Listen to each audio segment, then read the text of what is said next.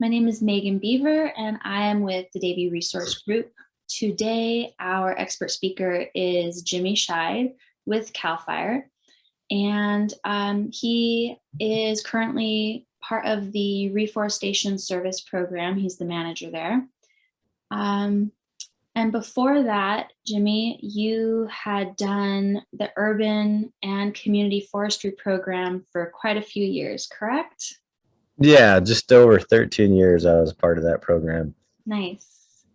And that was through the San Francisco Bay Area, North Coast, and Southern California, correct? You've pretty much been all of California, you know, all of the different terrains that we have to speak on. Yeah, no, I've spent a little time seemingly everywhere through that program, and yeah, got my start mostly in the Bay Area. Okay. Well, I know our main focus is on urban forestry and trying to educate the communities and the policymakers on why it is important to keep a healthy urban forest, but also to increase those urban forest populations, you know, get that tree canopy percentage up, get the number of healthy trees that are properly taken care of to increase within those city and town and county limits. But I think it's a vital starting point for everybody to be able to really understand what the difference is between an urban forest and the WUI or the wildland urban interface. I think a lot of people have some misunderstandings on the differences between those two areas. And so some of those fears come from not really knowing the difference. Could you speak to what those two areas are and maybe some of their differences? Yeah, so an urban area is typically where most people live and work in California. 95% of people are in an urban area, and that's defined by the U.S. Census Bureau. And different localities will produce different maps to help kind of understand that distinction, but it's usually a developed setting. You know, think of it as somewhere where there are homes, businesses, roads, utilities, that kind of thing, versus the wildland urban interface, which represents that sort of line between kind of the developed world and the undeveloped or more naturalized landscape. And these are areas typically where you'll see the vegetation switch over from something that is more maintained, a lot of times more indicative of exotic or introduced species or landscapes for human needs and desires, to, you know, more naturalized species that are growing in a location, you know, because they are native to that setting. And it's not to say those areas don't get maintained, but usually not with the same level of scrutiny that urban landscapes typically do, given the presence of people. And they'll often look a little bit more like what you have going on in your backdrop, where there's more forest or there's more wildland next to buildings that are not going to be what you typically find within the city. Yeah, they're less so managed for human needs. They're more so left wild for whatever reason, and you know, yeah, they're very much typified by native trees, native shrubs and grasses and things like that. So sorry. That's all right. I'm gonna readjust here just for a second because I think the sun is gonna play a part in this. So bear with me for just a moment here. Okay. Let's see if I can just switch gears in the other direction. Sure. Take your time. I thought I had silenced my calls, but apparently I didn't do that very well. All right. Do that this way. Okay. There, that should fix that problem. Okay. Is that better with your son and everything? Yeah, we'll go with this for now. Yeah. Okay. All right. Was there anything else that you wanted to add to that? And we can edit out the glitch with that phone call. No, I mean, I think it's just a place where you know, somebody can more visibly make that distinction between something that looks more naturalized versus not in terms of the wildland urban interface. And indeed, it is an interface from, something that's more urbanized or settled than what is left natural. Mhm. Okay.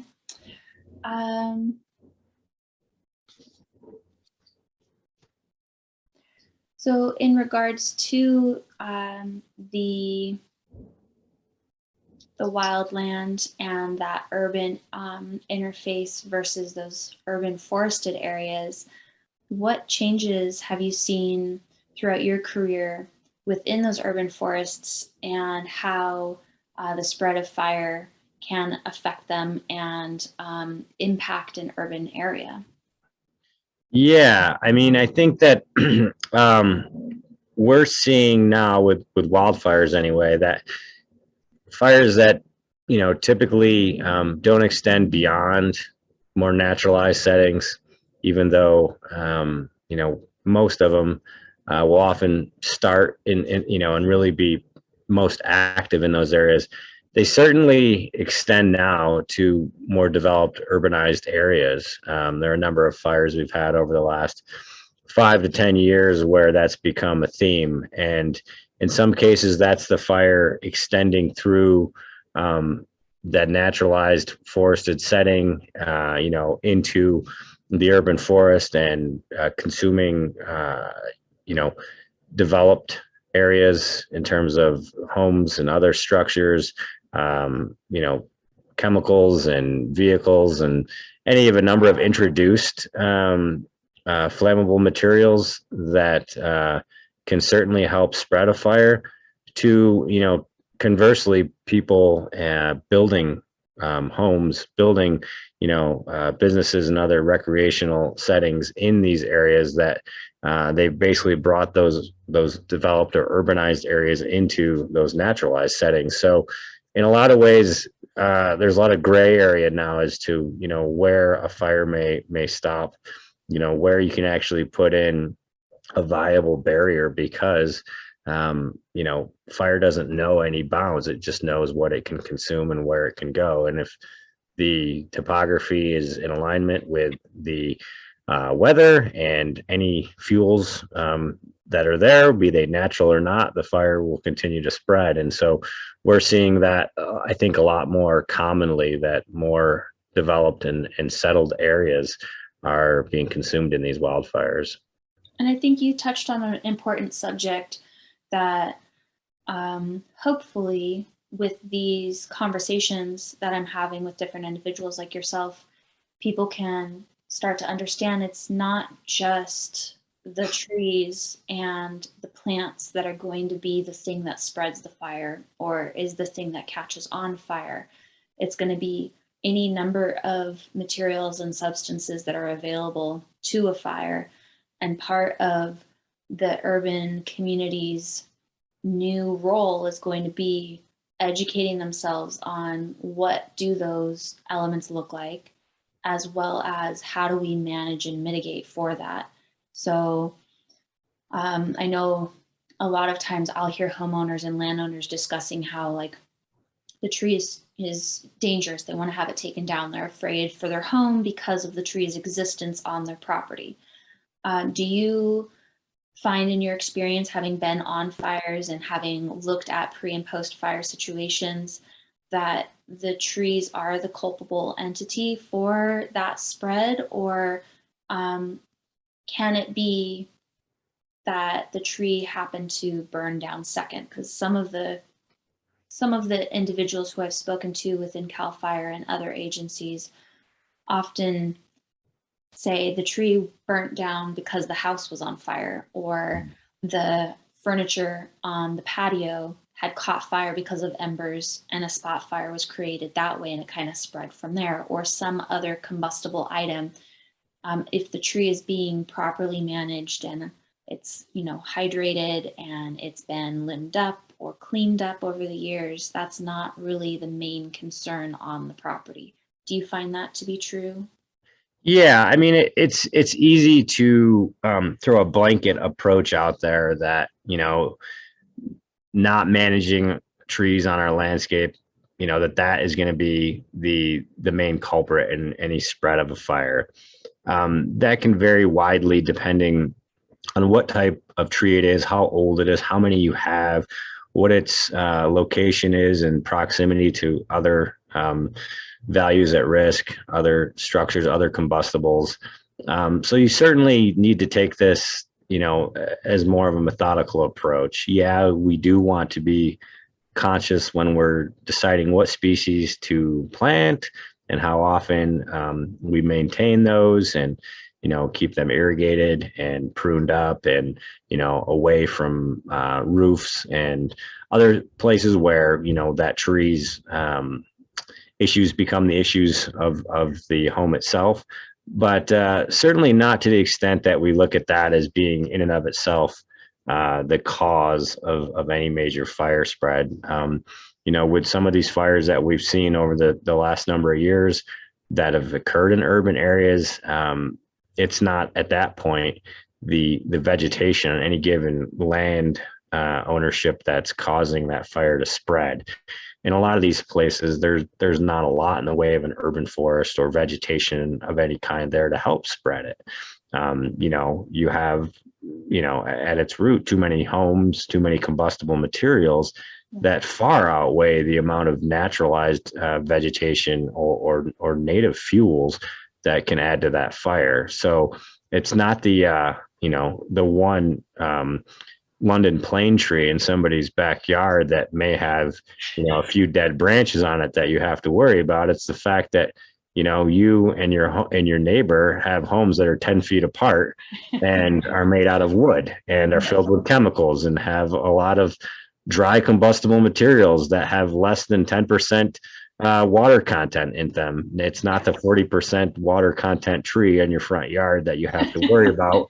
But you do have to be cognizant with those things that I mentioned about how you take care of it and where it's placed, and those types of things, And so we don't want to look at this as a way to just vilify native vegetation, because that's the one thing that we might have more control over. The real quandary is beyond any natural resource professional, but it's easier, I think, to sometimes displace that blame and to think about what we can do with our forests. And they're not innocent in and of themselves either. It does seem to be much easier for someone to say, let me bring down a tree because it poses a potential hazard, rather than realizing that they have to do regular maintenance and care and logistical changes to the way that they're living their life on their property. That requires so much more homework. But right, it does. And I think that's all predicated off of the understanding of how fires start and how they spread, at least wildfires. And that's typically from native fuels, right? It's from trees, it's from brush, it's from grass, it's from leaf litter. And if you as a resident think of that in that sort of place alone, you think, well, geez, I need to manage my native vegetation then too, or the tree I planted in my front yard, or the hedgerow, or whatever it is, because that's what's seen as spreading fire. It's not like, there's a lot less issues of a fire starting in a residential community and the homes spreading it to the forest. It usually doesn't go in that direction quite as much. And that actually brings up my next question for you, which is, as the climate change brings about new fire patterns, what are some of the problematic systems within the urban forestry and land management that can increase the risk associated with fire? You've already touched on some of them, having homes that are too close together. I know one of the studies that I was reading that's a big focus for some departments of CAL FIRE is, once that fire goes from a structure to a fence line, how does it move? If the fence is made out of wood versus metal, if you have secondary structures that are too close to the primary structure and they have gasoline or propane, or your wood shed is on the back of your house, that kind of stuff can pose a problem. But are you seeing any other issues that have changed because of the way our climate is evolving? Yeah, I mean, I think we're seeing a lot in the way of local regulations and plans and things that are trying to make our communities more resilient in the wake of fires, understanding that, in a lot of places, it's just a matter of when these things are going to happen. Mhm. And so I'm sure a lot of people are familiar with the Ready for Wildfire campaign, readyforwildfire.org, and all of the best practices that come with that, right? So it kind of takes some of the old information that we shared in terms of, state requirements for defensible space that people need to maintain around their properties, and kind of brings that to other levels, at a home ownership level, in terms of, looking at your building materials, and what your roofs and your gutters and your eaves and things are constructed out of, and the presence of other flammables in close proximity to your home, things that extend beyond just vegetation alone.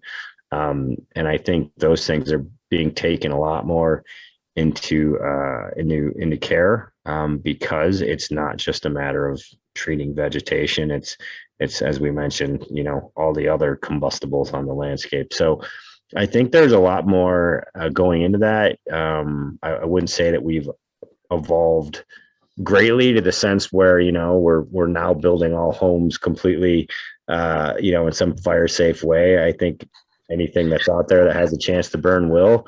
It may just, ignite more slowly. And the tips that we take as best practice, in terms of how we manage our homes, even if they will burn, give them a greater likelihood not to. And so how we can prep those things. And I think a lot of this is being communicated as well through more active fire safe councils, and, people understanding that, if they don't act, a lot of times they're going to be without homeowners insurance too. And so these things are rooted in the best of intentions, even if maybe they're not applied as holistically as we'd like.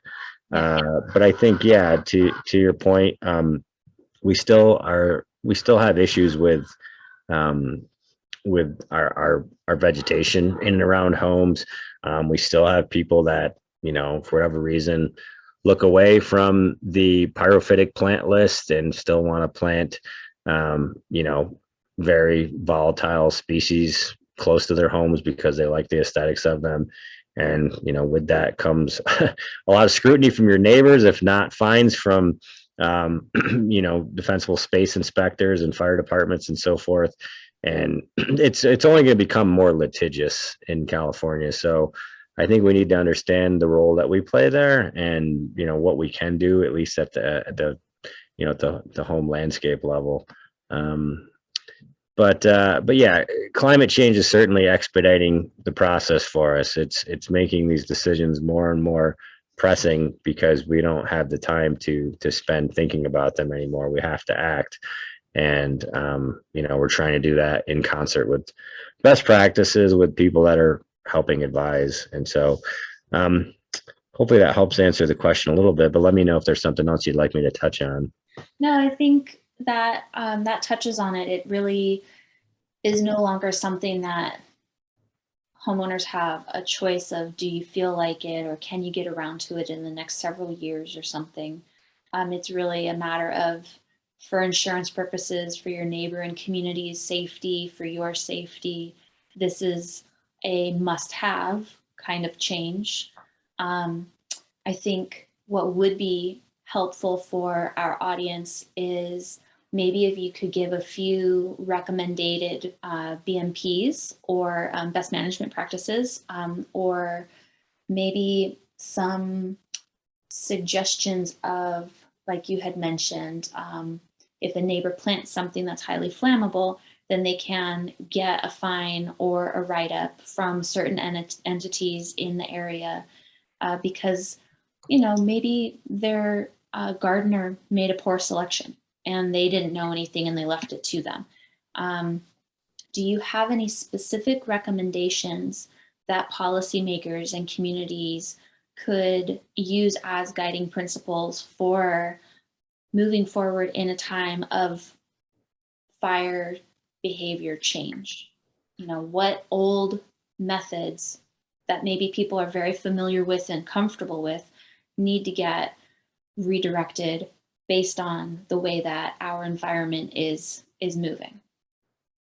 Yeah, I mean, I am merely a forester, so I'll try to keep it to that. But it is a challenge when you um, are, and it isn't just about fire safety. It's about any, issue or benefit you're trying to derive. Is that, we're constantly challenged with trying to fit nature in an unnatural world, and that is to say, any plant life or living species in general needs a certain amount of space to grow. It needs a certain amount of nutrients. It needs a certain amount of assistance, especially when trying to compete in an area where it's not destined to do well. And so, lacking all of those, you know, environmental needs for that species to the highest extent that we can find them, we need to figure out how we can cater those decisions then, lacking that.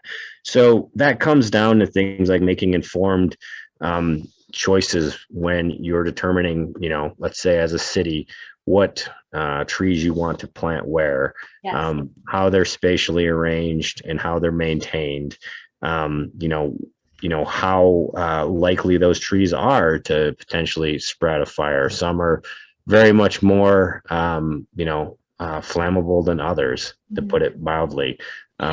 And that, that's only going to be contributed to by not taking care of those things. So the amount of dead wood and leaf litter and debris that you leave around those is certainly going to help exacerbate the situation. So with these sorts of land use decisions, we can't go into these with a here and now approach of let's try to derive some benefit for the short term based on its current aesthetic when it's a 5-year-old specimen, or What is its full potential? right. And a lot of people I think are making better decisions at this, and that comes from having, a city arborist or some qualified professional review these kinds of landscape plans, these site plans, development plans, whatever you want to call them, to make an informed decision to look at these things long term. And that a lot of times, I think even more proactive communities are in consultation with their fire marshals and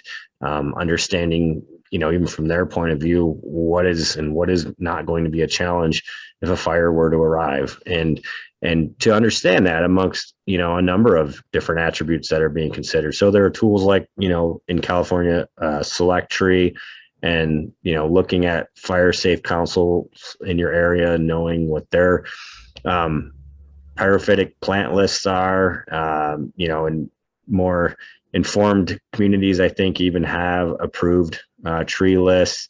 Yeah, Places where you can, the master gardeners. There are a number of resources out there that you can consult, that you can reach out to and help make a more informed decision, even if you're only planting one tree, to make sure that that tree is going to, have a long lasting life, and it's not going to be a detriment because you've overlooked certain things because, hey, it looked good when I put it in the ground in 2022, and then in 2032, it's creating conflicts everywhere around. So you need to just make these decisions with the best resources you can, and try to understand the mature growth form of the trees that you're working with. And too often we're making short-sighted decisions still, and I hate to vilify them, but I think some of the biggest culprits are some of the development companies, some of the HOAs, some of these places that kind of build and leave that mentality where they don't really have a local investment beyond selling something in the short term, and there's really not a follow-up after that. And then that is then left to the city government typically to have to mandate and inflict some sort of decision on the property owner afterward. And it's all because somebody didn't do the due diligence when something was being constructed, and everybody else is left holding the bag, so to speak. Well, I think you touched on it perfectly as well. Is you can't let it be made by one individual or one entity. If a construction company gets the bid and wants to do the construction, that city, that town, that council, that county has an obligation to have an informed staff member, an arborist, an ISA individual, a master plan individual who has some kind of network or knowledge, works with, their local fire chief and their local fire safe council to make those decisions together. And if that means that you have a list of approved plants for your area, and maybe your area has 2 or 3 climate zones, make those lists appropriate, available, and known for future construction to work from, instead of bringing in things that are just not reasonable choices. So yeah, having community buy-in and having community decisions made for the long haul really is the most advantageous way to go about this in the future, I think. Yeah, and to your point about having multiple resources there to collaborate, I just spoke to that from the idea of having some of these people with a lot of institutional knowledge, a lot of education, a lot of certification to their name to help inform those decisions. But your point about, having more collaboration from the community and residents and people that live and work there is not lost on me. And so to the extent your community has something akin to like an urban forestry council or a tree planting, commission or some kind of group of people that may have experts from these fields we talked about, but also people that are willing to help spread that message once it's crafted and to get, more community response from it. That's crucial, because otherwise it's sort of a one-way dialogue. And I think we all need to weigh in on the places that we live in these respects, because otherwise, if not, you have a certain individual that may have the experience and the skills to come up with an idea on what to plant, but it may not be very representative of what that community needs or wants. And so in certain cases, it's very common to see somebody just suggest a small handful of trees that are the ones that are the easiest to maintain, or they've always worked, but they're not really taking into account the full suite of resources that trees can provide. Yeah, definitely having community buy-in for not only initial decisions, but also long-term management, and understanding the need and care of the choices that you're making definitely means you're going to have a healthy and viable urban forest 20 years down the road, rather than something that's been improperly cared for and butchered over the years because you hire crews that didn't know what they were doing and nobody had the buy-in to oversee it or to say, hey, that's not okay. We need to have somebody that's better at this. Yes, I think that's awesome. From your experience, what are some of the biggest factors for those urban forests to remain healthy once they have been put in? We've been talking about new development and some of those larger scale developers that come in with HOAs, that come in large scale. I oftentimes think of, in the Bay Area, Willow Glen and the Rose Garden, where you have sycamore trees and different really old growth communities where entire trees or entire neighborhoods were built with the idea that these trees would engulf the road, and everybody that buys these homes knows what they're buying into when they move there. And that's part of the luxury of these trees, is that only the best arborists are allowed to touch them. And you do not hire Joe Blow from down the road that's not certified and doesn't have tons of experience and doesn't come with recommendations to climb this tree and improperly cut and prune it. None of these trees are topped.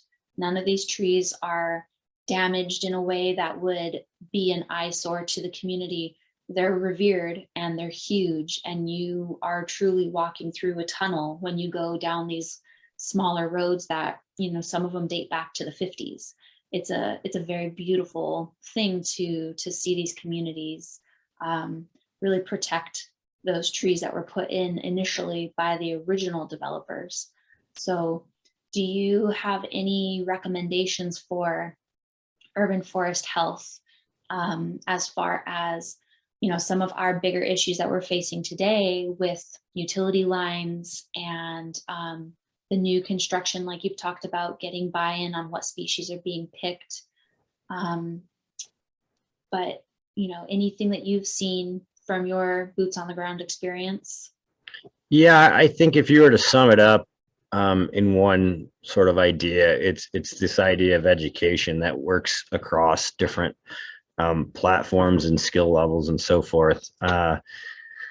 Any community is going to represent different attributes and understandings and appreciations for what urban forests bring to the table. And so you have to really understand like where people are coming from and try to work with them on creating goals that are going to, outlast them, hopefully, that are going to be of greater importance to the wider audience. And you want to get those people at the table, and you don't want to exclude anybody, but you want to make people understand that it isn't just a preference. It isn't just somebody that likes a showy flower on their trees so much as it is somebody that realizes that there's an importance to having diversity in your urban forest, that there's an importance to having, trees that provide multiple benefits that are, that are spatially going to be in congruence with the area they're planted in,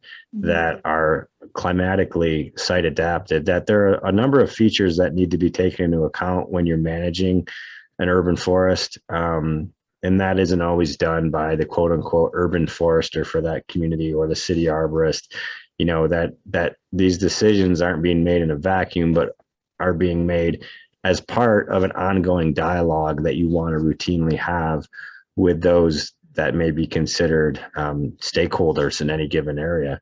And so, in terms of urban forestry health, it comes down to making those decisions early on and having that dialogue before you've made a bad decision that, in the case of a tree, is going to be outstanding perhaps for generations if it's not dealt with appropriately.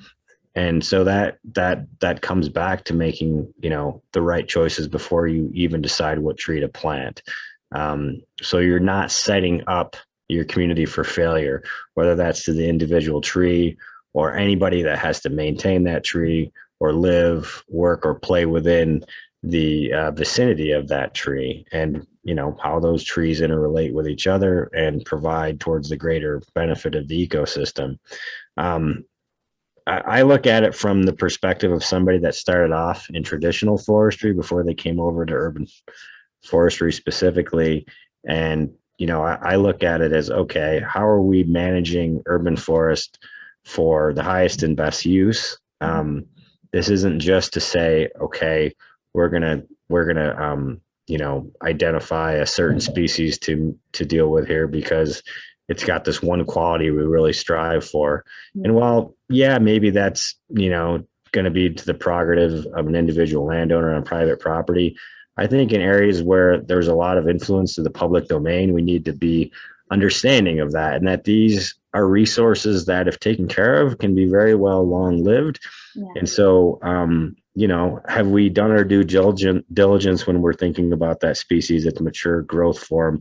Any development plans or ideas in that area, how that may or may not influence the spread of insects and disease or wildfire or any of these other issues that could be problematic, given the fact that we might only have one shot to create any kind of a canopy, any kind of benefits from this one specimen that we have, but a small amount of space to grow in a lot of cities. Are we making the best decision for that? Or are we just sort of wantonly planting something there, as if it's buying a new t-shirt? Are we really understanding that this should hopefully be a long-term investment?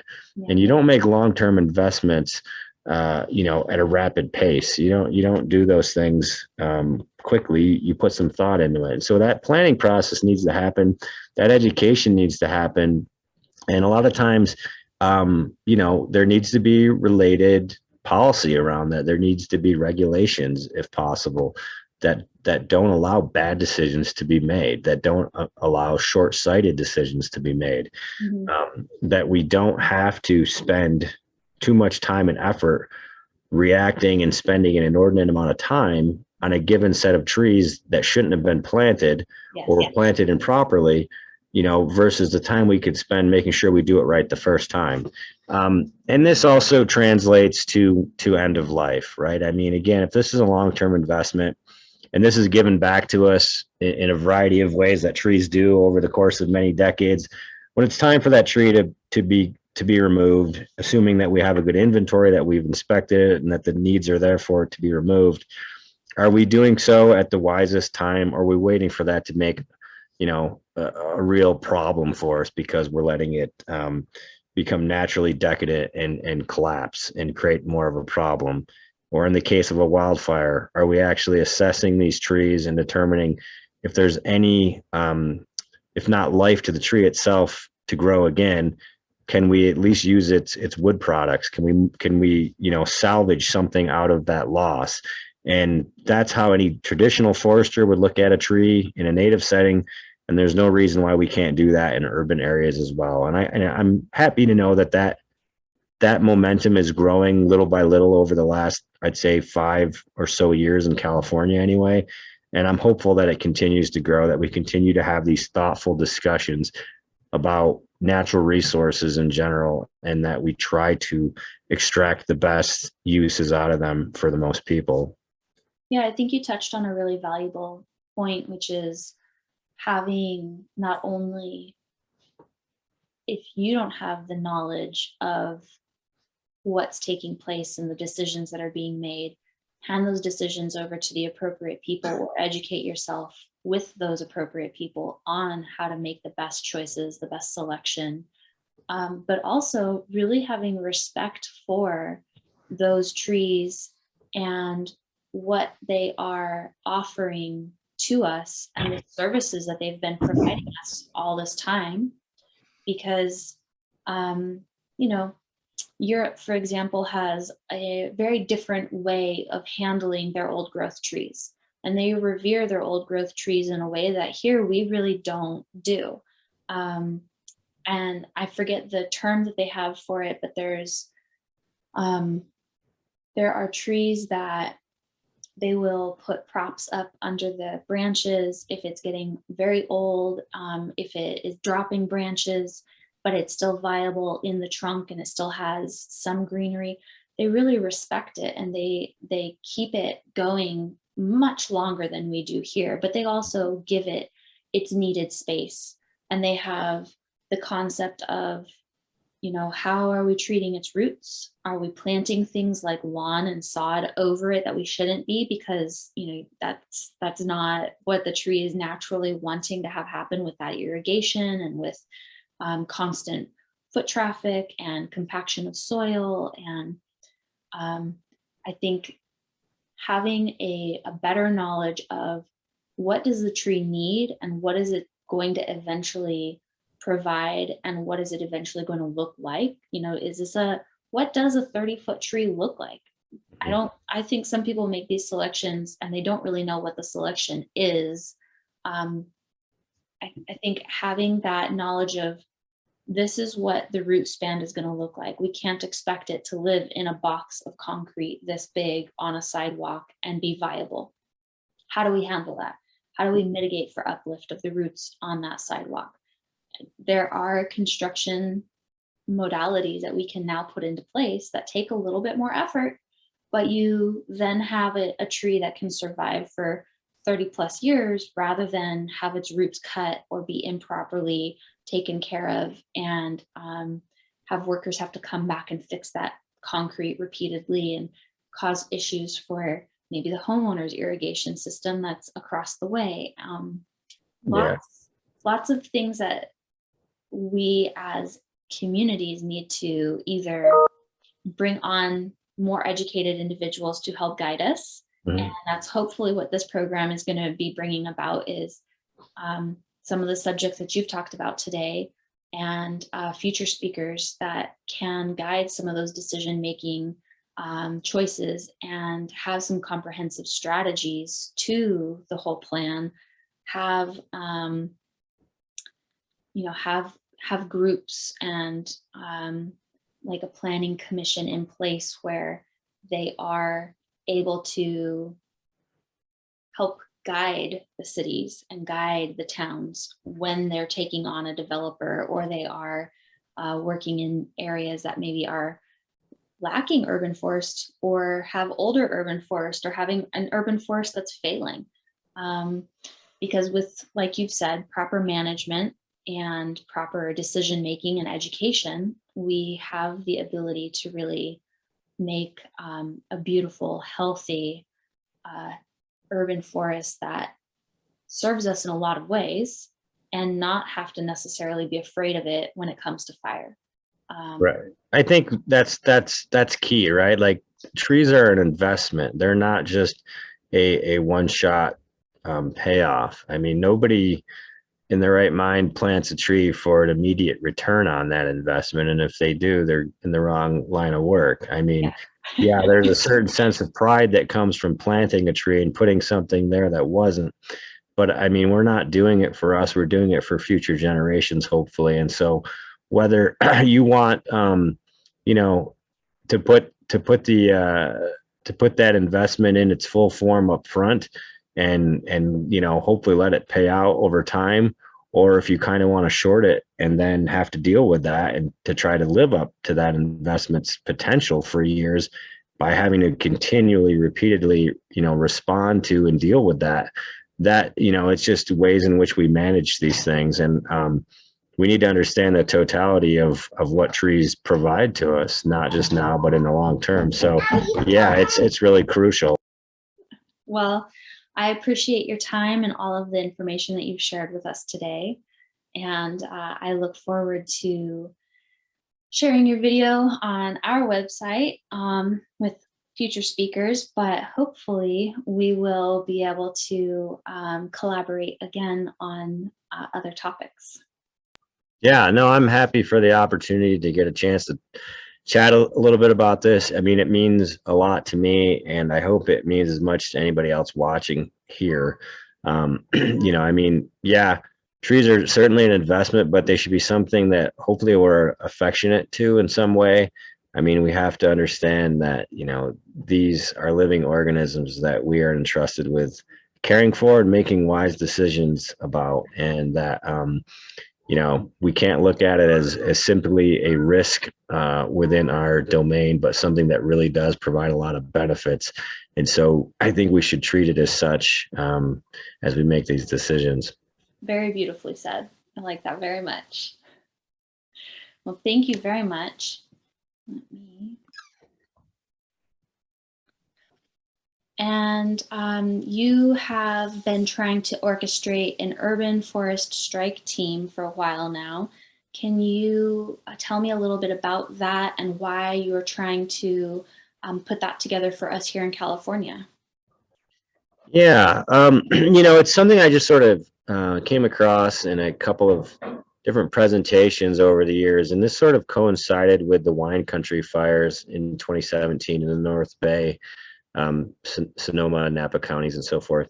Mm-hmm. And the strike team model, as I've come to understand it, is something that was developed by the U.S. Forest Service back in the earlier part of the century, primarily situated in the eastern United States, to tackle other natural disasters by way of, let's say, ice storms or blizzards or tornadoes or hurricanes, floods, things of that nature, by essentially creating a network of individuals of various professional backgrounds, many of which were certified arborists and urban foresters, to respond to a given incident, whatever it was, and to try to render some amount of assessment post-storm to size up and properly catalog any of the trees that may be impacted in a given domain, usually with the local city arborist or planners or public works folks helping sort of orchestrate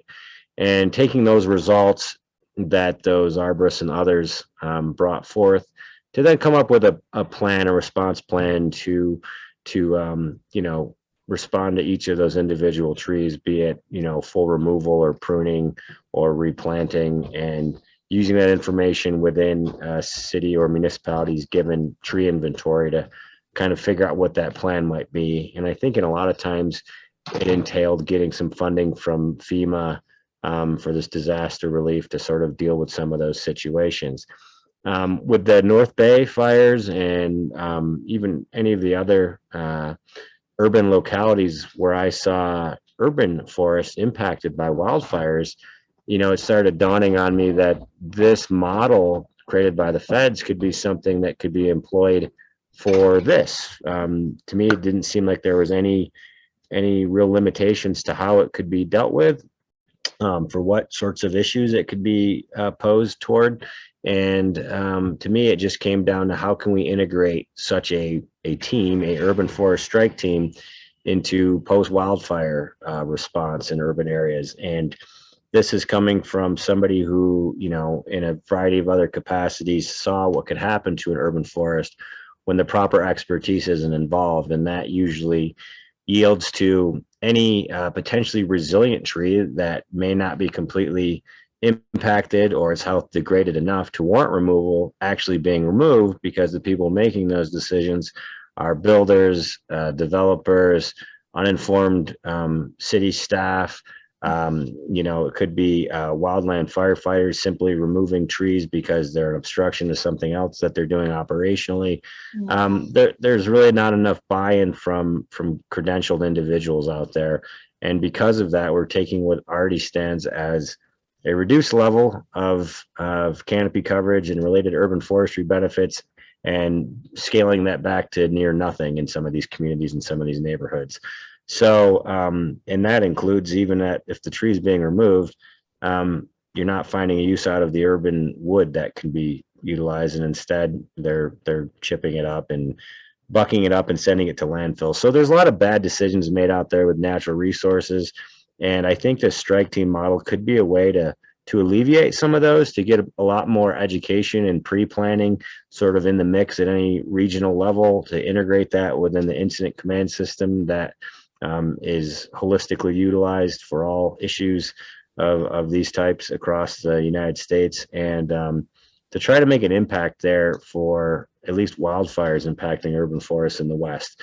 And I know folks from California Urban Forest Council have looked into this model, and I believe as well through the Britain Fund, a charitable arm of the Western Chapter ISA.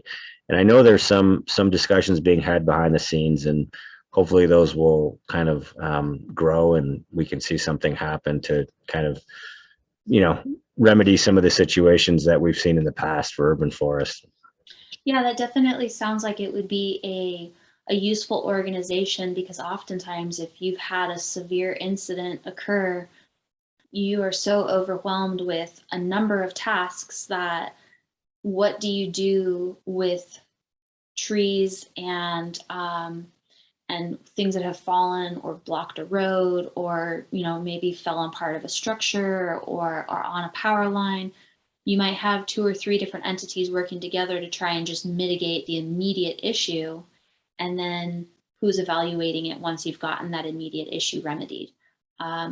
So a group that is prepared to observe it from a different angle of longevity, like you talked about, with the urban forest in mind the entire time, they're going to be able to look at it with a very pointed view of, is this a hazard now? Kind of possibly with a track orientation to it.